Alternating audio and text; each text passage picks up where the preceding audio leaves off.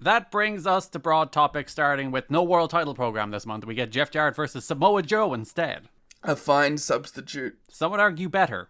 Well, maybe without the stipulation. So, we'll bury Jeff Jarrett at the start, I guess. Yeah, Jeff sure. Jarrett puts over Samoa Joe this month. He sure does do that. In a non-title match. Where the entire point of the match is that many other people are beating the shit out of Jeff Jarrett. At no point is it that Joe is the dominating force that kills Jeff Jarrett. It is all about 18 men are needed to help Samoa Joe beat Jeff Jarrett. Yeah, I don't think it's like a burial in a put over necessarily. Because I don't think Jarrett like looks particularly like he is outsmarting or even like beating Joe during the match. It just feels like a way of putting Joe over without putting Joe over. It's a way of putting Joe over without losing while still losing. You know what I mean? Yeah. Like, it just takes the wind out of the sails more than more than it coming across bad. It's just like, it's more like, okay, that happened. It in no way harms Joe, but ultimately also in no way helps him. Yeah. He doesn't even like get like the boost of being like, he beat Jarrett. It just kind of feels like nothing. And it's kind of meant to be like a catharsis, because we'll get into it. The idea is it's fans' revenge. It's all after all the misdeeds of Jeff Jarrett, we're meant to get revenge, and it doesn't really feel like that. They should have beat the shit out of him more. Yeah, you like the honest revenge should have been just like Joe making Jarrett bleed buckets. Yeah. That is more satisfying to me than a random fan hitting him with a strap. The stipulation should have been if Jarrett lost, all the fans got to take one swing. They got to kick him in the balls once. I meant with the strap, but yeah. 18 people walking up one after another, kicking Jeff Jarrett in the balls. So August 17th, Impact opens with what is meant to be the Jeff Jarrett Championship celebration after he retained the NWA World title against Sting following Christian Cage's betrayal at Hard Justice. But that's interrupted by a Styles and Daniels segment that we'll talk about when we're talking about Styles and Daniels. In the middle of that segment, Jarrett strolls out and he's mad because everybody is ruining his celebration. So he walks around the ring, he sets off to confetti that was at ringside while everyone is brawling. He starts drinking the champagne, and then he poses. Before the lights go out, Sting arrives with a baseball bat. Jarrett looks concerned. Sting starts popping some balloons with his bat. What a bastard. Which is probably harder than it seems, because like balloons don't, like some balloons will break instantly on impact, but some might like squirm out of the way. Yeah. Or like the wind of swinging the bat at it might actually move it. Jarrett is extremely funny here. Yeah. And once again proving that he was a mid-card goof comedy heel that just went too far. Yeah, the comedy bit of him just walking around, like setting off the confetti, drinking, being like, "You're ruining my celebration." Like, he legitimately has, like, good comedic wrestling instincts. Sting said Jarrett didn't beat him at the pay-per-view, Christian did. Sting demands a rematch at Bound for Glory. Jarrett's like, why the fuck would I do that? What's in it for me? Things like, I'll do anything in the whole world for it. My favorite thing about this is, like, Sting's like, you didn't beat me, Christian Cage did, so I want to fight you. That is the sole acknowledgement this month by Sting that Christian betrayed him. Well, to be fair, Sting's not really here the rest of the month. He doesn't care, though. He's like, fine. I have a path still to get this title, so I guess I don't give a fuck. I'll send my good pal Rhino to sort it out.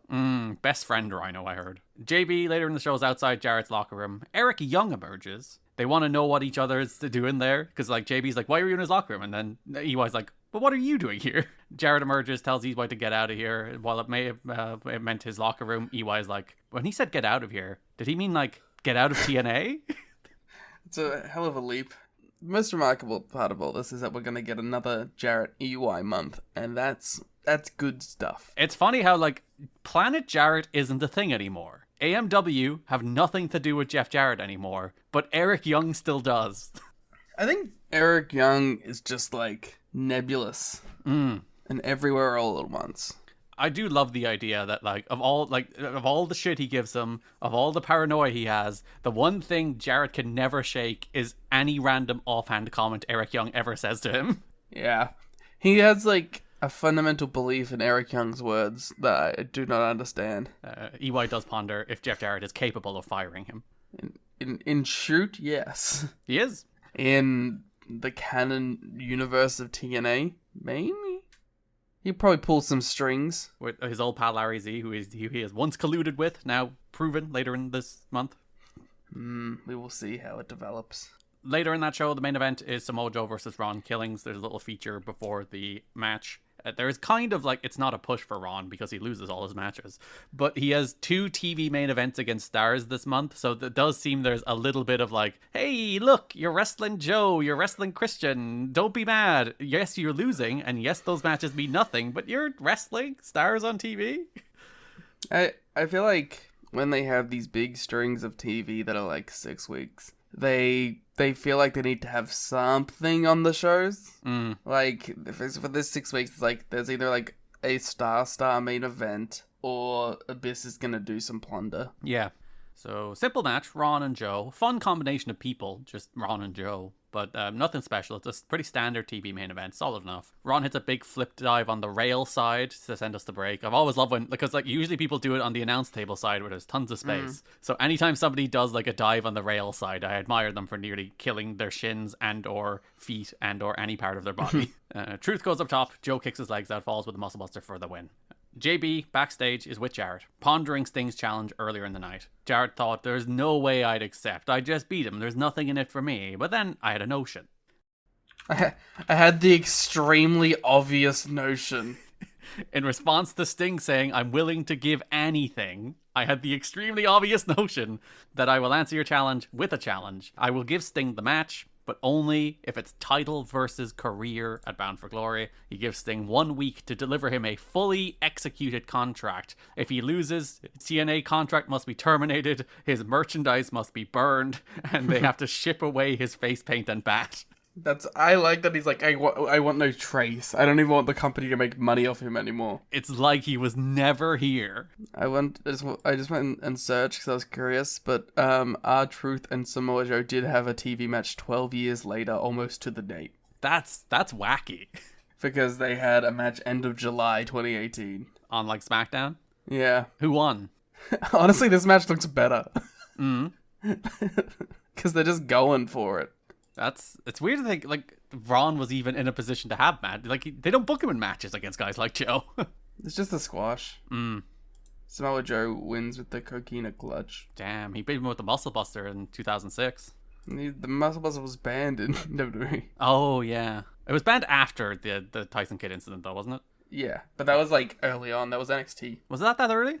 Yeah, it was an NXT like house show or whatever. It's always weird to me when they ban moves like that. Like, this dude has been doing that move for fucking 20 years. Yeah, and the problem was that you gave Tyson Kidd no notice that he had to go wrestle, and then he had to go do it, like, without stretching or warm or anything. It's like, it went wrong in the way wrestling usually goes wrong. It's not the move. It's so rarely the move. Yeah, but, like, you know, they have to save face. August 24th Impact, we had a recap of the Jarrett versus Sting stuff. We're going to roll in all like the Earl, Larry, and EY stuff into this because it all kind of ties together. Also, there's like no point not to tie it all in. Or talk about it by itself, yeah. Yeah, so it's like, you might as well just wrap it all into one thing. There was a recap of the Earl and Larry story. If you don't remember, Earl Hebner has returned looking destitute and homeless and accusing Larry Zbyszko of hanging him out to dry and being like making him the fall man for everything that happened at Slammiversary while Larry only got a modest demotion. A modest demotion is very funny descriptor though. Yeah, he was used to be the head of TNA's championship committee and now he's a guy who has some power? Yeah, it's pretty nebulous what he is doing, but he's below Jim Cornette. He's a man below Jim Cornette. This feature includes B-roll of Earl Hebner sleeping next to a trash can. How did they get that footage? Yeah, it's kind of rude that like a cameraman walked up, filmed him sleeping there, and didn't like help him. I like to imagine they didn't even know it was Earl. It's just, what's this dude doing here? Homelessman.mp4 in the TNA video library. Exactly. And they're like, oh shit. JB has Larry Z. Larry says Earl lost his job and then lost his mind and because gas is $9 a gallon, Larry tells us. I'm not sure what the connective tissue there is, but he can't afford gas. Well, he has no money. JB brings up the Slammiversary conspiracy. Larry denies any involvement, and Jarrett would volunteer for a polygraph to prove it. Cornette needs to answer for why Earl was fired. Larry says Slick should be fired because he hates Slick, and don't we all hate Slick? I concur. EY pops up, hearing all of this fired talk. Hey, you guys talking about being fired? I do love that he's like the Joe Hendry, but for the word fired. They should do a twist on this angle where like Eric Young really wants to get fired but can't. He realizes there's like a clause in his contract that gives him $1 million payout if he's fired. And he's like, fuck, I really want to get fired. And he keeps like bumbling his way into doing good things. That'd be a good bit. Please fire Eric. That'd be a better t-shirt, unless you're named Eric. Larry's annoyed and says EY has a match next week, and if he loses, he might be out of here. And EY simply says, his hair is so majestic. Is he mad at me? Because Larry's still wearing a wig. It's majestic. We have a feature on Sting. He accepts Jarrett's offer and says, if this is the end of me, so be it. He's going to go away for a while. Jeff can't even comprehend where he's going to go as they show like photos of the different eras of Sting. Sting signs the contract and Sting will disappear into training until Bound for Glory. I have no clue what change is going to be. Like, is this just like he just comes back where he has like little red bits in his paint now? Sure is. What a difference. What a metamorphosis we're witnessing for Sting. He does come back in really good shape. Alright. Maybe he was just working out real hard for 5 weeks. Like that is the thing that like if you're going to disappear, if this is going to be the gimmick, like obviously you should come back somewhat transformed instead of like Yeah, you're getting on the gas. Yeah, red tinted gear. But at least he does come back looking like in world champion main event shape. I appreciate him having that amount of respect for it all, I guess. We're not at t-shirt Sting yet. T-shirt Sting rules. We come back to Mike Tenay, who has the contract that Sting has signed. The contract has been signed by Steve Borden, aka Sting. Jarrett comes out, he grabs the contract, and he says, we're going to execute it next week, alright? We're going to have a public execution of this contract by Jarrett next week. This screams as if Jeff Jarrett only learnt that you execute a contract this week. And he's like, whoa, I got some wordplay for this. As in, like, in the booking committee? Yeah. He's sitting there in that meeting. It's like, so we have to have, Sting and Jarrett execute the contract. And then Jarrett's like, execute, you say? What is that? Wait, what do you mean by that? It's like, you sign it, you execute a contract. Execute, you say? The Pokemon. Oh boy, do I have an idea. Next show, August 31st, Eric Young wrestles Shark Boy. Shark Boy just, like, sporadically appears, huh? Yeah, just doing jobs. Occasionally teaming with Norman Smiley. Doing jobs. EY bites Shark Boy's ass after Shark Boy fails to bite EY's ass, which a Shark Boy does sell because he respects his own gimmick. Also would hurt. Yeah, I guess this is the instance where, unlike Shark Boy, who has a thing covering his mouth, EY is actually biting Shark Boy's ass, I guess. Larry Z appears at ringside. EY wins with the wheelbarrow neckbreaker. Earl Hebner tries to attack Slick Johnson, who was the referee of this match, after the match, as Larry Z calms him down. He says he's not taking a bullet for Larry, he's not taking the fall for Jarrett, and he's going to tell the world. Who gives a shit about any of this? This thing happened at this point 3 months ago. But, like, it's just, who cares? Like, who cares? Who cares about referee stories? You don't want referees held accountable? It just makes no sense. We have a feature on Jarrett and Sting. Jarrett comes to the ring with a firing squad and a noose in the ring, as well as a tombstone that says R.I.P. Sting. They really love hanging this month. Yeah, that's another thing they feel like they discovered. I feel like they bought, like, the noose. And they're like, well, we gotta use it. We gotta hang some stuff off of it. Otherwise, like, what's the point? It cost us like $800. We gotta justify this. Exactly. How much does a noose go for? I don't know. I guess you also have to have the mechanisms to hang the noose. I've never been an executioner, I don't know. I feel like in another world, that'd be me. Jarrett shouts that there's nothing the crowd can do about him being champion, so a man throws a bottle at him. Jarrett then has security eject him. This man ended up being one of the ringside guys in the fans' revenge match, so it was a plant. But Jarrett says capital punishment is alive and well on Planet Jarrett. He rambles for a while about the ways in which he could kill Sting. He executes the contract. A man in the crowd has Jarrett is greater than smart internet fans as a sign. Proof that any sign and or tweet and or anything that ever includes the greater than or less than sign is obnoxious and annoying, and I hate it. It will be officially title versus career at Bound for Glory. The man keeps going on and on about nothing because he loves nothing more than going on and on about absolutely nothing at all. So we've been mentioning for a few months now, I'm not sure how many times we mentioned it, but we mentioned it at least a couple times, that on the announce desk, anytime they cut to Mike Tenay and Don West, there is a big red phone. This big red phone has never rung. It has never been rung. It has never been acknowledged by Mike or Don. There is simply a big red phone sitting in the middle of the desk. I like to think of it's like some sort of TNA hotline. But surely they would acknowledge it. It's just been there. And I was like, what's the deal with the phone? I don't know. After like 5 months, we finally have a payoff. The phone finally rings. Jarrett is rambling forever. The phone rings, and it is James E. Cornette, and he would like to speak to Jeff Jarrett. So they transfer the phone line into the house speakers so that everybody can hear. Cornette's on the phone and he wants to talk to Jarrett. He's sick of Jarrett, so he says Jarrett will face a polygraph test next week. If he passes, then he will get the same opportunity that Sting has to take until Bound for Glory off so that he can come into Bound for Glory like in peak condition. Which, as like booker of the show or whatever, as authority figure of the show, the idea that your 2 top stars aren't going to be on the show for like 6 weeks seems like a bad idea. For the guy that's like, big ratings, big blah blah blah blah, like, that's his whole thing. Yeah, all I want is TV ratings, pay-per-view buys, and good matches, but not my 2 biggest stars on my show for a month. I don't know. But if Jarrett's caught in a single lie, the fans will have an opportunity to punish Jarrett personally. You can argue that he's probably just really confident that he's going to get caught in a single lie. Yeah, there's no way Jeff Jarrett has been innocent and pure through this whole process. It would have been a really great bit if Jarrett just was completely innocent of everything. And like legit. Yeah. It turned out to be like the kind of passive, soft collusion and corruption where Larry Z kind of did it to curry favor with Jarrett without Jarrett's knowing. Yeah, like it's like, you know how like Domino, like her power is just everything, it like works out for her? Yeah. It's like Jarrett actually didn't like do anything and everything just worked out perfectly for him. Jeff Jarrett just like, the worst you can say is he made some suggestions to Larry Z. He said like, Larry Z, make sure this works out, because he did. There was some of those segments where he was like, Larry Z, this will be hell to pay. Like, that's the worst you can catch him on, like making vague threats.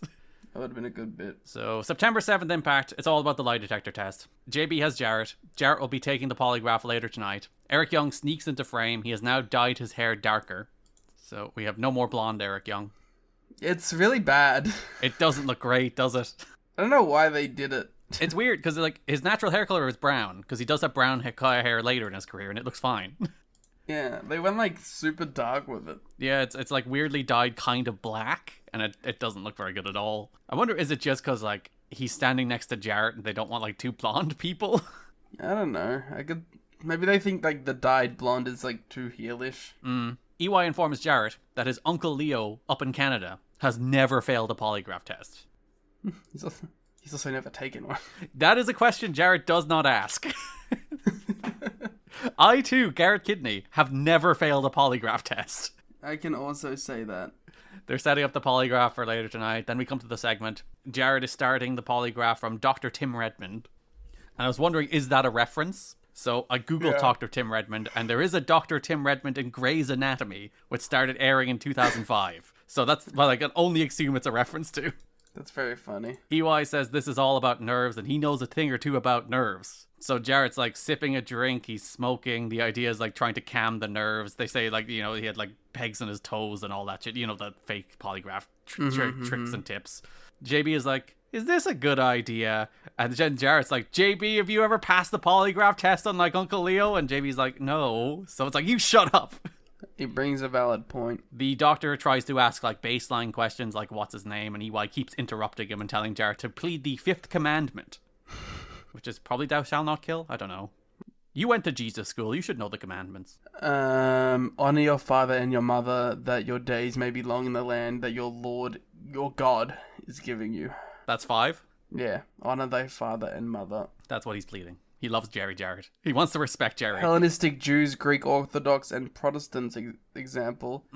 But as I was in a Lutheran school, the 5th command is thou shalt not kill. Oh, I was right. That is more accurately translated as thou shalt not murder. Some killing is fine. Yeah. In self-defense, thou must kill.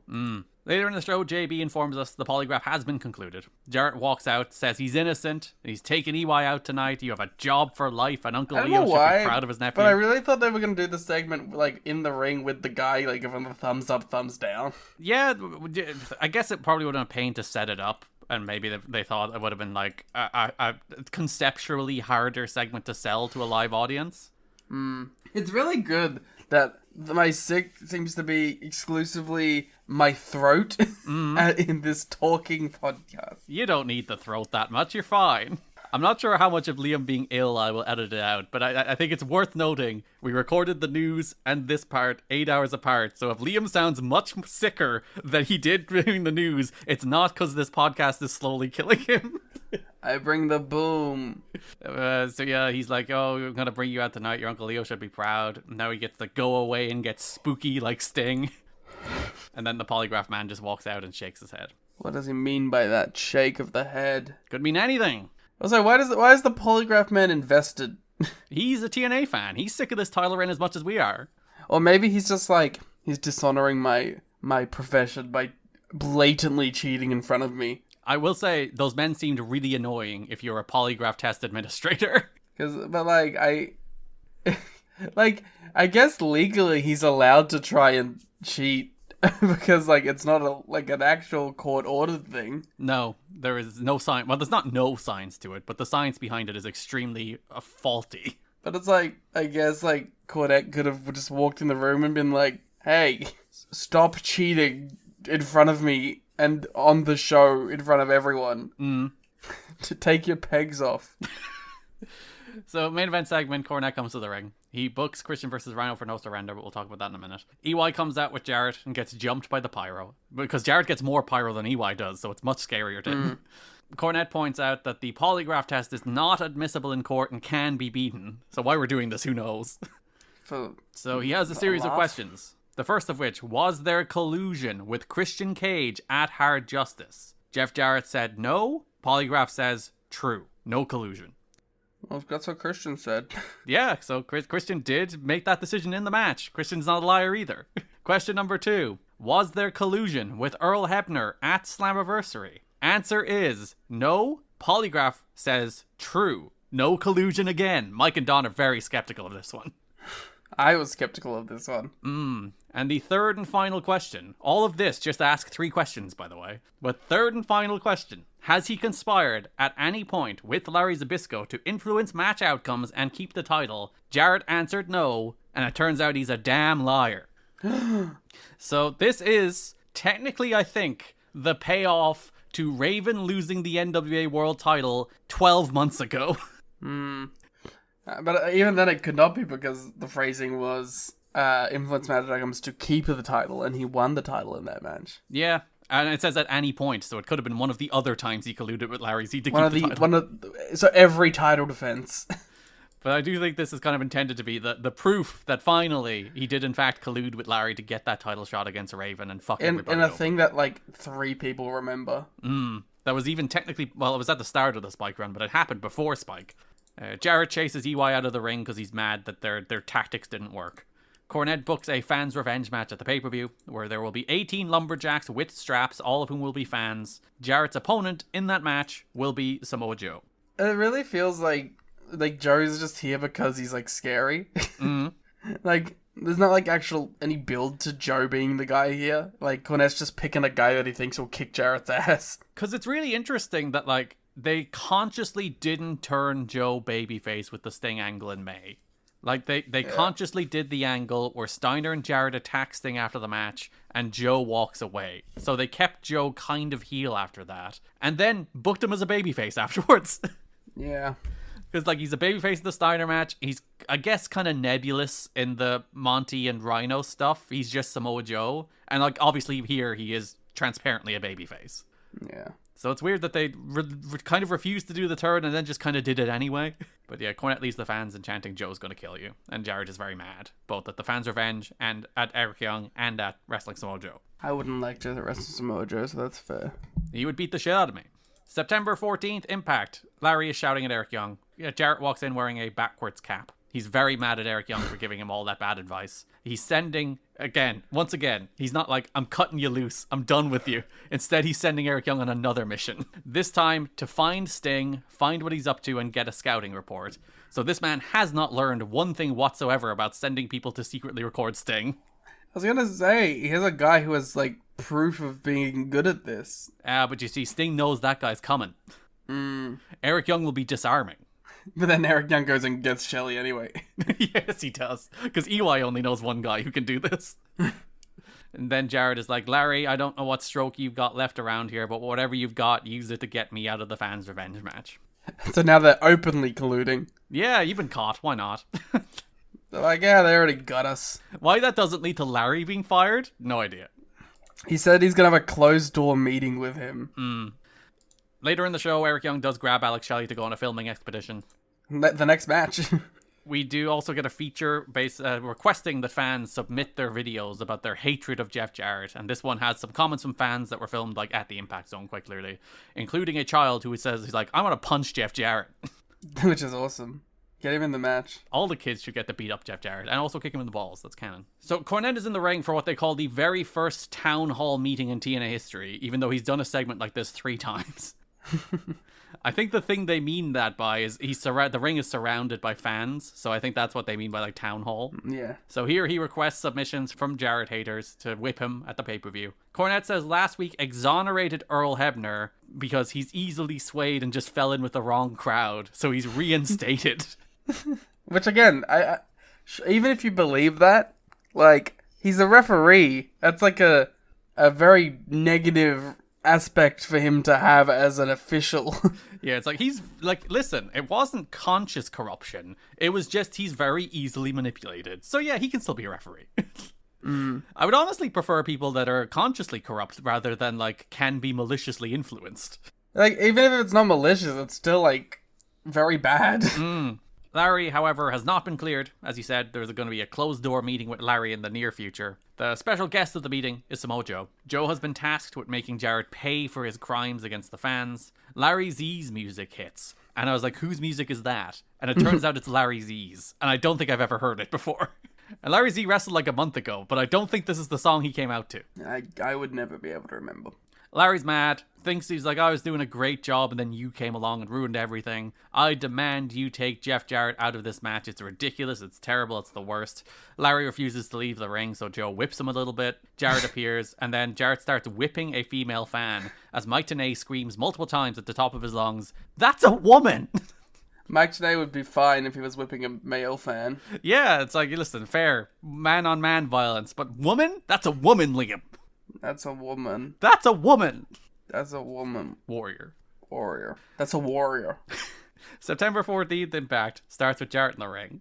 There's so many Jarrett promos this month, and I want to die on all of them. Like, they're all kind of okay.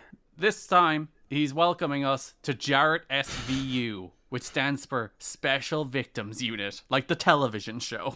Starring Marissa Cargate and Chris Maloney. You a big Law and Order fan? Sure. Have you ever watched the Law and Order? This is the one that goes dun dun. Yep. Yeah, I like the dun dun. Yeah, that. Good theme song. Yeah, good theme song. Law and Order SVU also has one of those unique things at the moment where it is the longest running continuous drama show or whatever on television at the moment.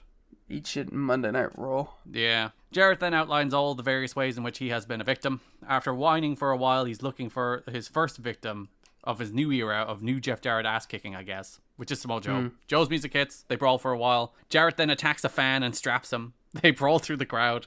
Jarrett's really making it worse for himself by continuously beating fans. The funny thing is, if you think back, the angle to get him out of the King of the Mountain match at Slammiversary 2005, where Raven won the belt, was that Jarrett, during the pre-show, attacked a fan. Yeah, and now he's... Well, I guess the idea is, like, maybe this is him trying to get out of the Joe match with a suspension of some sort. But, if fans can attack him, he should be able to attack fans. I think it's only fair. That is the universal law of entertainment. They brawl through the crowd for a while. Joe whips Jarrett a little bit, but then Jarrett finds his guitar behind the ring post, swings it back, knocks Joe over with the guitar. Well, hits him with it. Knocks him over with it is a funny way of putting that. Joe blades as Jarrett chokes him with the guitar. One of Jarrett's best bits is, like, hiding guitars like John Wick hides weapons. Like, just having guitars taped around the building. Yeah. The match where he had them, like, hidden under stairs and hidden under the ring. Remember that one? Yeah. This is December 21st Impact, by the way. I said 14th earlier. This is the go-home show. So they show us short clips of a bunch of the Jeff Jarrett hater videos. A bunch of the I hate Jeff Jarrett videos. You tell a wrestling fan to cut a damn promo and it's the same thing every time. It is like, I'm gonna make you pay it, no surrender, Jeff Jarrett. They all Listen here, Jeff Jarrett. You've been fucking up. I can't swear. That would have been better. Yeah. Some of them get a little kinky. One of them particularly. Yeah, there's two women who have like straps. It's like, I'd love to strap you, Jeff Jarrett. My favorite guy is the guy who like does his own editing. Oh yeah, some of them do have actual editing done with like effects and B-roll. It's very impressive. And then there's the weird guy who's like wearing some kind of like butler suit and white gloves. Yeah, because he's bringing class to this whipping. If you would like to see all these for yourself, I put them together into a little comp in the show notes. So if you go to the September 21st Impact, you should be able to find them there. There's a link to all of those in the show notes, so you can watch them all for yourself. They are, as you said, exactly what you would expect if you asked wrestling fans to do promos like this in 2006, or probably any time ever. Yeah, and I do ask anyone listening to please cut your own I hate Jeff Jarrett promo and add us on X, the Everything app, or Blue Sky. Yeah, please share your I hate Jeff Jarrett promos. In the exact same style, preferably. Eric Young faces Norman Smiley. We're repeating bits from earlier in the year here, because Eric Young has a tape down his trunks once again. I mean, it's, like, fun. Like, they do some wacky comedy, baby. Yeah, it's nice to see Norman get to do some actual wrestling. He doesn't get to do much of it. He only got to do about 2 minutes of it, to be fair. But there's like some nice in and out of holds here. He doesn't just get squashed. He just gets to do some holds and then get squashed. The tape does pop out at one point after EY kicks out of a butterfly suplex, but EY wins with a wheelbarrow neckbreaker and then marches the tape to the back. He finds Jeremy Borash, and he's like, JB, I got this tape, and I need it to get to Jeff Jarrett. And JB's like, I can help that for you by airing it on the television show. And Eric Young's like, JB, don't fuck me here, okay? Yeah. Because Jeff Jarrett left the building after he had attacked Joe earlier in the show. And then he's like, I really need this to get to Jarrett. And JB's like, I can do that for you. And the next segment is like, I gave it to the truck. We're going to play it. So JB goes to the truck. He gives them the tape. They play it. It's a montage of Eric Young trying to find Sting. Yeah. He has a series of signs, one of which says, Sting, it's me, stop. To which Shelley quips from off camera, you know what I did? I just went to his house. Which is really funny. EY is doing like man on the street bits with fans. And he's like, do you know Sting? And the fan is like, Sting from the Police? And then EY is like, Sting got arrested? EY has an assortment of other signs, but he is not a particularly good detective or private eye, and he cannot find Sting. And then the kind of go home angle for all of this. So Joe got bloodied after he got hit with a guitar. So It's like fucking sick. It's like we did 6 weeks of fucking shite. And then we just decide, hey Joe, make it into a wrestling match again. So JB is with Joe. Joe's like still bleeding. He talks about how this started as vengeance for the fans. Now it's vengeance for him. And for every drop of his blood spilled, he'll spill buckets of Jarrett's. Joe is gonna kill him. Joe is gonna kill him. Joe is gonna kill him. He has bled, but Jarrett will die. It's so fucking sick. The show accidentally trips and falls into being a pro wrestling show for a moment, and it's awesome. That's how it always goes. It always like accidentally does a wrestling. Yeah. And this is one of those promos from a guy like Joe that if you sat there and watched this, you produced this month of TV, you saw this promo in the edit, and you're thinking about what direction should we go? How is it not, fuck, that's the guy. That's so the guy. Yeah. Drives me crazy. Then No Surrender. Mike Tenay here mentions that we will have an announcement that will rewrite the history of pro wrestling, so that's the first we hear about the current announcement. Eric Young defeats A1 in, I knew you said E1. EY defeats A1 in the opening contest of No Surrender, a match that comes from nowhere. I think it's just... Don't they do Eric, you better win this thing again? Or was that last pay-per-view as well? It's the same thing every time. I know they did it on TV, but I thought they did it again on pay-per-view. No, because that was the Norman Smiley match, is the one that Larry was like, you're in a match next week, I think. Or the Shark Boy match, one or the other. I think it was the Shark Boy match. Either way, EY won both. This is a match. Eric Young comes out with his crew, chanting, don't fire Eric, with signs. I assumed it was the crew that was going to beat the shit out of Jarrett later, and I was like, Eric! He's on their side, This is your guy! Betrayal of Jeff Jarrett. A1 cuts him off with a power slam. EY hits an elbow. A1 tries to put his feet in the ropes. Slick catches it. EY repositions an A1 tombstone into a wheelbarrow neckbreaker for the win. It was really impressive. Yeah. A1's a big guy. They did like the ROH tombstone position switch too. Did Undertaker technically steal that from indie wrestling? Yeah, of course. Yeah, okay. I mean, I don't know. He probably did it really early. But like, as far as like the cool ones, which is like the cartwheel. They show a montage of fans doing like tests of strength and practice whipping a dummy hanging Jeff Jarrett. It's a good bit. To determine who would be the fans. To determine where are they good enough to whip him. JB has Cornette. Cornette is hyped about tonight's big announcement. The announcement will be made by a wrestler not even on tonight's card. So Jeff Jarrett gets, Jeff Jarrett was coming into the show, Liam, and he didn't have a thing to be conspiratorial about, to cut a promo being like, who's it going to be? He didn't really have that this month, and they finally given it to him here. So his one story continues. Thank God. Later in the show, JB has Jarrett. Jarrett is wearing like 5 shirts to add layers, so when the strap, it doesn't really hurt.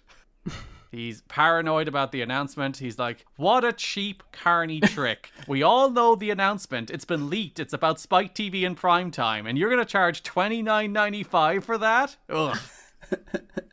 Worried about the thing Cornette said about the wrestler not being on tonight's card. And he's like, Sting's not on tonight's card. It's going to be Sting, isn't it? It's Sting. I'm sick of that Sting guy.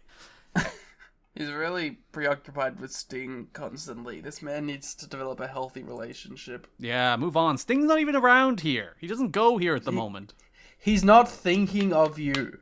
He's off, like, lifting heavy things. Heavy stings. EY walks up. Jarrett tells him to go away. EY wants to help, so Jarrett's like, fine. Check every door, every building, every part of the building. Find me Sting. We only get one segment of EY searching for Sting, and he's like, this is Sting's car. I swear it's Sting's car. And it turns out LAX are trying to steal the car, and they scare Eric away. No. It doesn't actually. It doesn't reveal that Alex tried to steal the car. EY just goes, "Oh, I'm sorry. I didn't realize you were trying to steal this car." You raise a good point. Eric Young's just racist. Yes, he is. Conan does a promo of the tag title match. Package on Fans Revenge. As Fans Revenge starts, as Jarrett's doing his entrance, he's doing the big dramatic build-up backstage. Wee whoop, wee whoop. You have the slow, dramatic instrumental version of Jarrett's theme.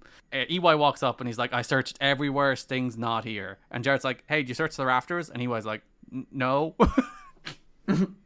He was scared because there was a fire there last month. Yeah. So Jarrett sends him off to search the rafters, and that is the last we see of EY. So maybe he did die in a fire in the rafters. So then we get the match. Samoa Joe versus Jeff Jarrett in a Fans Revenge match with 18 fans around ringside with straps. They were mostly, I believe, plants from a local wrestling school or wrestling indie in Florida. I think there was some shoot fans in there, because there was at one point one guy who enthusiastically ran the entire circle of the ring attempting to get his shots in on Jarrett, and I can't imagine that was anything but a fan. Yeah. I've always heard, I always heard of those people in there. Because there is the lady he strapped on Impact and the dude who threw the bottle are both there. So there is plants. It's not but I think it's a mix. I do think it's a mix. Yeah. How do you feel about the match? You like the match? Yeah, it's fine. It's not some big in-ring epic. It is just a gimmick. It is a match that shouldn't be a main event of a pay-per-view, but for what it is, it's fine. Yeah, it's a good TV attraction, isn't it? Yeah. I don't even mind on the mid-card of a pay-per-view, but just, yeah. Because there is a note that at one point, Styles and Daniels versus LAX was slotted for the main event. Yeah, I would have done it that way. And I wonder, is the thing that changed that signing Kurt? Yeah, but you could have sort of just done that after the tag. Well, I guess, you could have had Jim Cornette go out there to make the announcement and Jarrett interrupts him. So, Jarrett could have just come out. And Jarrett got I just survived 20 people promo. So, yeah, the story of this main event, Jarrett has all those t-shirts, so he can't get whipped properly. And Samoa Joe slowly removes the t-shirts, and he gets whipped more. Joe ties Jarrett to the ropes as all the fans come in and take their shot. Referees get rid of him. Joe gets Jarrett in the coquina clutch at one point, and Jarrett reaches the ropes, which felt kind of wrong to me. The idea that Joe is not just eating him alive. That's the thing, it's just a match. The story should be any moment that Jarrett isn't in the ring, he's getting destroyed. And then, like, his only respite is to, like, make it to the floor where he then gets whipped. Yeah. Whereas there's like a period where he gets a heat segment on Joe for a while, and like no one wants that. Yeah. So Joe pushes the referee, which allows Jarrett to hit a stroke onto the guitar, but Joe kicks out, which is, I think, the first time he's ever done that. Yeah. I don't recall it. Maybe not the first, but he doesn't do it very often, and you would think, like, that's his finish and that's his signature weapon. Those are two things he should probably combine more often. It's probably hard to do. Joe pins Jarrett with the Muscle Buster. Joe takes the NWA World title off the belt and leaves with it. I think you would kind of miss if you weren't watching closely. Like, you would notice, but like it's not the point of the end of the show because Cornette comes out so fast.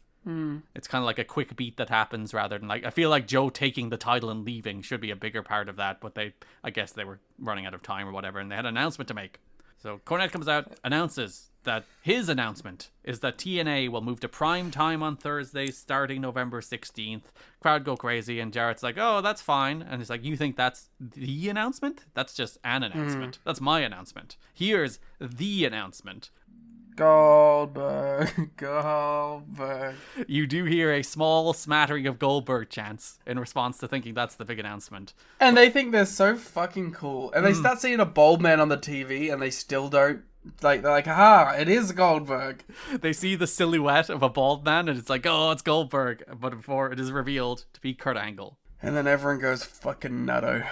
Yeah, if you haven't seen it, there's clips of both the Impact Zone, which is like mobile phone footage from 2006. And like part of it is like the audio is crazy, so like any noise causes it to spike. But the combination of that technology and the noise the crowd were making at the announcement of Kurt, awesome. And then there's also some footage of Mike and Don responding, because they go off the air with the video. They show the video and they're off the air, but there is some footage I think it was in like a documentary at one point TNA put out, of like Mike and Don immediately following that, just responding to it, because as we talked about, Mike TNA did not know. So like the reveal, Mike TNA goes full Mickey Mouse. I actually might put the audio of it here, just so people can hear it. But Mike TNA goes like the highest pitch I have ever heard that man go in response to this news.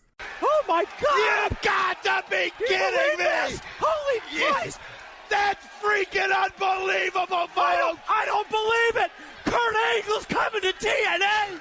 No God! freaking way! Oh God! Listen to this crowd! Kurt Angle! Yeah! He's very much into it. And, I mean, it shows, like, even the people who didn't know were, like, clearly, like, this is a big deal. Because, like, Christian, you know, good get, really important to TNA at the time, was a WWE mid-carder. It's Christian. Sting, good get, real star, main event guy, back end of his career.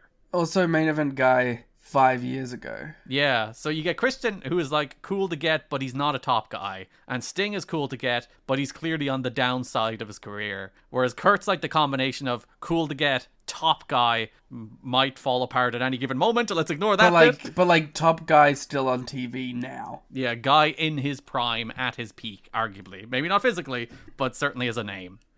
And, yeah, that's fans' revenge. And we've also done the whole Kurt thing already. Yeah, we talked about the video when we talked about him coming to TNA.